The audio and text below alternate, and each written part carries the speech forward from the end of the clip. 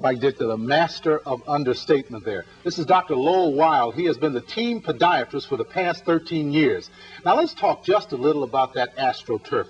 What's the composition of it, and what makes it so bad on football players' legs, knees, feet at all? There's different types of Astroturf, made up of primarily nylon-type products over an asphalt base, to put it very simply. Some of the newer types of Astroturf are much better, softer, such as Dallas. Soldier Field still has one that's pretty rough on you and pretty tough on the foot and the whole body when you hit the ground. What about the Bears Astroturf? Well, that Soldier Field is not really great.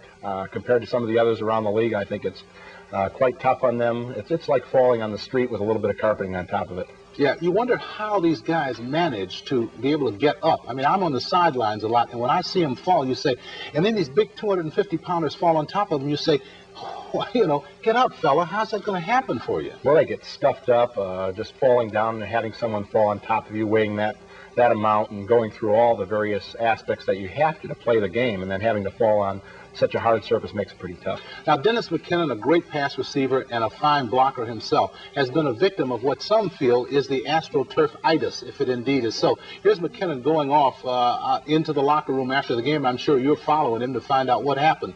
What has the Astroturf got to do with Dennis McKinnon's leg and knee and foot? Well, Dennis has some tough knee problems as it is. He strained his hip a little bit, a hip muscle, and made it hard on him. Okay, this is some of that great defense. Look at Dickerson stacked up like this. Just unbelievable. This is the other angle of it.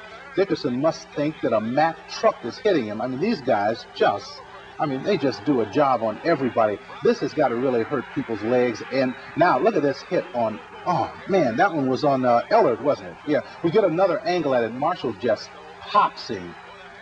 Okay, now McMahon, of course, has been banged up a lot, too. And here he's going to get some hits here. Look, here he comes, stacked in. There he goes there, they're into him. What about McMahon? He's been stacked up a lot, too. He's a remarkable guy, I think. He's just a daring type of football player. He takes a lot of lumps and bumps. He gets back up and just keeps going, but he is just a remarkable guy to keep bouncing back. Okay, how tough is it for these young men playing on this turf? Of course, I know the Players Association had some problems with it, and certainly we're talking about boycotting at one time about Astroturf. Yeah. I think the turf is tough, but it comes down to the individuals. I think what we see now with this Bear team over Bear teams that I've worked with in the last 5 or 6 years is we have individuals that are putting up with the pain and the strain that they go through.